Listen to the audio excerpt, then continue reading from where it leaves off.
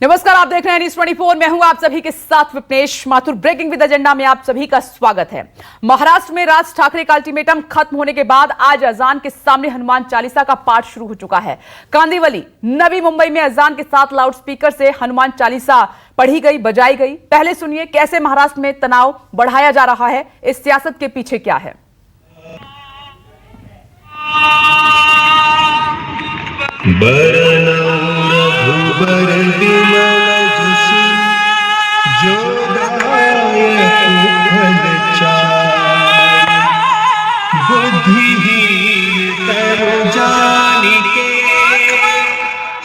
तो कांदिवली के बाद नवी मुंबई में भी सुना देते हैं कि किस तरीके से वहां पर एक तरफ अजान पढ़ी गई तो दूसरी तरफ हनुमान चालीसा का पाठ हुआ।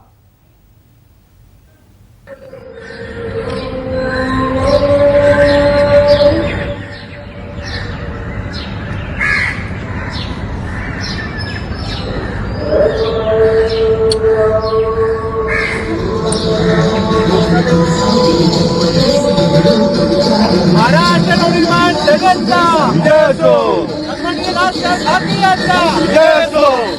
जय श्रीराम, जय श्रीराम, जय श्रीराम, जय श्रीराम। महाराष्ट्र नवनिर्माण जगतचा जय हो, आदरणीय राजसाहेब ठाकरे यांचा जय हो। क्यों तनाव बढ़ाया जा रहा है, इस सियासत के पीछे क्या है, इसी मुद्दे पर करेंगे बड़े पैनल के साथ बड़ी चर्चा। लेकिन उससे पहले जान लीजिए और समझ लीजिए कि जोधपुर से महाराष्ट्र तक अब तक क्या क्या हो रहा है। इन तस्वीरों के जरिए आप समझने की कोशिश कीजिए। महाराष्ट्र में आज अल्टीमेटम खत्म होने के बाद कई जगहों पर चालीसा का पाठ शुरू हो गया है। पुणे में एमएनएस की महाआरती होने वाली है, जिसके लिए सुरक्षा काफी बढ़ा दी गई है। राज ठाकरे के घर के बाहर सुरक्षा का पहरा काफी कड़ा कर दिया गया है। एहतियातन कई एमएनएस कार्यकर्ताओं को पुलिस ने हिरासत में लिया है। उधर आज नवनीत राणा और रवि राणा की जमानत पर फैसला आ सकता है। दूसरी तरफ जोधपुर में आज कर्फ्यू के बीच शांति का माहौल है। दिल्ली में भी लाउडस्पीकर उतारने वाली सियासत शुरू हो चुकी है।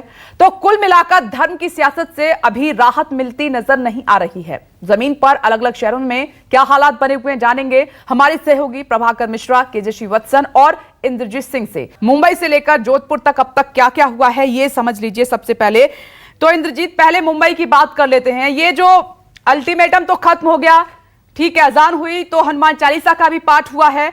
अब क्या हो रहा है वहां, जल्दी से बताइए।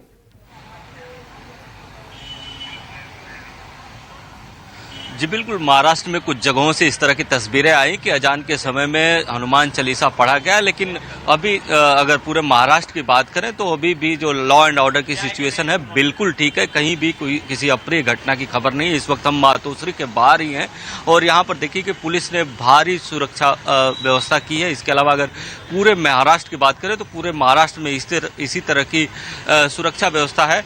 लेकिन कई जगहों पर देखा जा रहा है, आपने देखा कि कई जगहों पर लोकल ट्रेन में हनुमान चालीसा पढ़ने की खबर आई, मंदिरों पर आरती हो रही, लेकिन अजान के समय हनुमान चालीसा पढ़ने की तस्वीरें बहुत कम आई और इसके लिए पुलिस ने पहले ही बहुत सारा प्रिकॉशन लिया था। 15,000 से अधिक लोगों को नोटिस दिया है। इसके अलावा अगर सिर्फ मुंबई की बात करें तो 465 लोगों को, अगर कल तक का शाम तक का आंकड़ा था कि 465 लोगों को 15 दिन के लिए मुंबई से बाहर किया है। सैकड़ों लोगों को मुंबई और उसके आसपास हिरासत में लिया गया है। आज भी कुछ लोगों को हिरासत में लिया गया है। तो कहीं न कहीं जो पुलिस ने लॉ एंड ऑर्डर की सिचुएशन को लेकर तैयारियां की थी उसका असर जमीन पर दिख रहा है और कहीं पर भी कानून व्यवस्था बिगड़ने नहीं दिया अभी तक पुलिस ने। और हाँ कि इतना जरूर है कि कुछ जगहों पर अजान के समय हनुमान चालीसा पढ़ने की तस्वीर आई थी, लेकिन तनाव कहीं पर भी नहीं हुआ। अगर यहाँ की बात करें, राज ठाकरे के घर की बात करें तो यहाँ पर काफ़ी पुलिस बंदोबस्त है और सुबह ही पुलिस बंदोबस्त यहाँ पर और बढ़ाया गया है। इसके अलावा जो एमएनएस के ऑफिसेस हैं वहाँ पर भी पुलिस बंदोबस्त बढ़ाया गया है ताकि किसी प्रकार की कोई अप्रिय घटना नहीं हो। जितने मस्जिद हैं मुंबई में वहाँ पर पुलिस बंदोबस्त है। अगर लाउड स्पीकर के सवाल की बात करें तो मुंबई पुलिस रेगुलराइज करने का काम शुरू कर चुकी है। 1144 जो मस्जिद है मुंबई में, उसमें से 803 मस्जिदों के लाउड स्पीकर को रेगुलराइज किया गया है। और जब रेगुलराइज किया जा रहा है लाउड स्पीकर को, तो बहुत सारे शर्तों उन बताई जा रही है कि इन शर्तों का अगर आप पालन करते हैं तभी रेगुलराइज किया जाएगा, जिसमें से सबसे बड़ी शर्त है कि सुप्रीम कोर्ट के आदेश का पालन करना होगा, यानी कि 10 से 6 जो है आप लाउड स्पीकर बिल्कुल भी नहीं बजा सकते। इसके अलावा दोपहर में भी 1 से 5 तक नहीं बजा सकते। तो कहीं ना कहीं ये सारी शर्तों के साथ ही परमिशन दी जा रही है, लेकिन कई मस्जिदों में भी देखा जा रहा है कि इन शर्तों का उल्लंघन हो रहा है। शायद यही कारण है कि उसी समय लाउड स्पीकर पर जब अजान हुई उसी समय हनुमान चालीसा का पाठ हुआ जब सुप्रीम कोर्ट का उल्लंघन हो रहा था। इसके बाद से इस तरह की तस्वीरें अभी नहीं आई। कुछ जगहों पर इस तरह का विरोध प्रदर्शन करने की कोशिश जरूर किया है एमएनएस के कार्यकर्ताओं ने, लेकिन पुलिस ने उनको रोक लिया, उनको हिरासत में ले लिया। जो लाउड स्पीकर थे, जो इक्विपमेंट थे, उसको जब्त कर लिया। पुलिस की कोशिश ये है कि किसी भी तरह तनाव की स्थिति नहीं बने। और इस मुद्दे पर अगर बात करें तो 11 बजे होम मिनिस्टर बात करेंगे कि राज्य में कानून लेकिन व्यवस्था की क्या इंद्रजीत, स्थिति है, राज वो इस ठाकरे मुद्दे कहाँ पर मानने जानकारी वाले हैं? वो बाहर नहीं आ सकते, लेकिन घर में बैठकर वो ट्वीट तो कर रहे हैं। ट्वीट भी ऐसा जो उकसाने वाला है। वो बाला ठाकरे की स्पीच को कोट करते हुए लिख रहे हैं कि बाला साहब ठाकरे ने कहा था अपनी स्पीच में कि वो होते तो अब तक लाउड स्पीकर उतर जाते। देखिए वो किस तरीके से घर बैठे भी राजनीति कर रहे हैं। जोधपुर का रुख कर लेते हैं और जोधपुर में ग्राउंड जीरो पर अब स्थिति क्या है हिंसा के बाद, वो केजे श्रीवत्सन हमें बताएंगे। केजे श्रीवत्सन।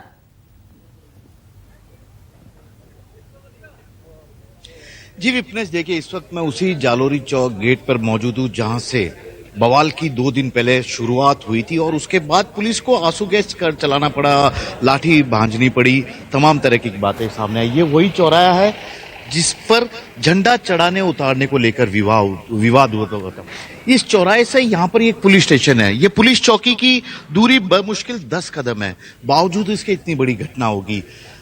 अब ये घटना हो गई, उसके बाद पुलिस ने कर्फ्यू लगा दिया। आज रात को 12 बजे तक का कर्फ्यू है। ये कर्फ्यू वाली देखिए ये पूरा इलाका है। बच्चे हैं, परीक्षा दे के आ रहे हैं क्योंकि परीक्षा का वक्त है। मैं इनसे बातचीत करता हूँ। परीक्षा देने गए थे, कहाँ गए थे? अब परीक्षा देने जा रहे हैं। कौन सी क्लास की? 9th B की परीक्षा। टेंशन है? ये पुलिस वाले खड़े हैं रोड पे, सड़क बंद है, दुकानें बंद है। बट सर ने फोन किया इसलिए जाना जरूरी है। परीक्षा देने सर का फोन आया था इसलिए जा रहे हैं। अच्छा, आप भी? हाँ, आप इनको छोड़ने जा रही है, मेरी बहन है। अच्छा, एक बात बताइए, ये आपके जोधपुर में जो कुछ हुआ, जिस तरह का माहौल है, रात को नींद आई आपको चैन से? थोड़ा नहीं आई। क्या डर था? डर कोई नहीं, ऐसे भागना, बाटे बनना, पत्थर मारना, कोई एकदम घर में घुस जाए तो डर तो लगता है ना। इसलिए तो अब ठीक है सब कुछ? आप शांति, अल्लाह का शुक्र है। शुक्र है अल्लाह का। ठीक है, तो बच्चे लोग हैं, परीक्षा देने जा रहे हैं। पुलिस ने इन्हें छूट दी है कि एडमिट कार्ड दिखाइए, आप परीक्षा दीजिए। बच्चों के भविष्य का सवाल है। यहाँ पर कुछ लोग बाहर भी निकल रहे हैं जरूरी काम से। पुलिस हर जगह बैरिकेड्स लगा रखी है क्योंकि सबसे संवेदनशील इलाका है। और ये जो परकोटा वाला एरिया आप पूरा देख रहे हैं, पुराना शहर है जोधपुर के जालोरी गेट का। यहाँ पर सुरक्षा इंतजाम कड़े मुस्तैद है। अब पुलिस ने गली मोहल्लों में लगे सीसीटीवी कैमरे से फुटेज निकलवाने शुरू कर दिए हैं। उसके जरिए उन चेहरों की तलाश की जा रही है जिन चेहरों ने जोधपुर शहर की शांति व्यवस्था को भंग किया। ये किसी भी संप्रदाय समुदाय से हो सकते हैं, पुलिस को इससे कोई लेना देना नहीं है।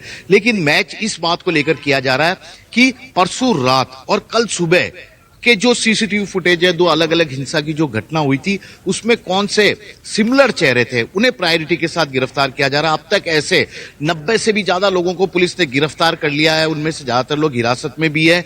11 मामले इन दंगों से जुड़े पुलिस ने यहां पर दर्ज किए हैं। तो ये अब तक के कानून व्यवस्था की बात है, इन्वेस्टिगेशन हो रहा है। पुलिस फेल्योर है या नहीं, ये अलग जांच का विषय है। किसने अमन शांति सद्भाव को बिगाड़ा, यह भी जांच का विषय है। लेकिन कुछ लोग अभी भी अस्पताल में इन दंगों के कारण जो घायल हुए थे वे इलाज करवा रहे हैं। वे मजबूर हैं क्योंकि उनकी कोई गलती नहीं थी, वे केवल इसी रास्ते से गुजर रहे थे। अचानक कुछ लोग अचानक आए, मारपीट पे उतारू हो गए, कई गाड़ियां जलाई और उसमें उनके पांव में फ्रैक्चर आ गया, किसी का सर फूट गया। तो ये ऐसे लोग हैं, मासूम लोग थे, मासूम ही कहूंगा क्योंकि इन्हें पता नहीं था कि इस तरह की घटना यहां पर हो रही है। जबरदस्ती वे उसके लपेट में आ गए थे और अब अगले कुछ दिनों तक उन्हें अस्पताल में रहना पड़ेगा। तो इन लोगों के बारे में भी अब सरकार को सोचना है। जिनकी गाड़ी टूटी, जिनके घरों को नुकसान पहुंचा, सरकार उन्हें क्या मुआवजा देती है, अब ये गवर्नमेंट पर सरकार को ये भी सोचना होगा कि किसी भी तरीके से जो हिंसक झड़प हुई है वो दोबारा कभी ना हो पाए, इसके लिए कुछ कदम उठाने होंगे। नमस्कार, मैं हूं मानक गुप्ता। अगर आपको हमारा ये वीडियो पसंद आया हो तो इसे लाइक और शेयर जरूर करें और हां, हमें सब्सक्राइब और फॉलो करना ना भूलें ताकि आप देश और दुनिया की कोई खबर मिस ना करें। तो जुड़े रहिए हमारे साथ और देखते रहिए न्यूज़ 24।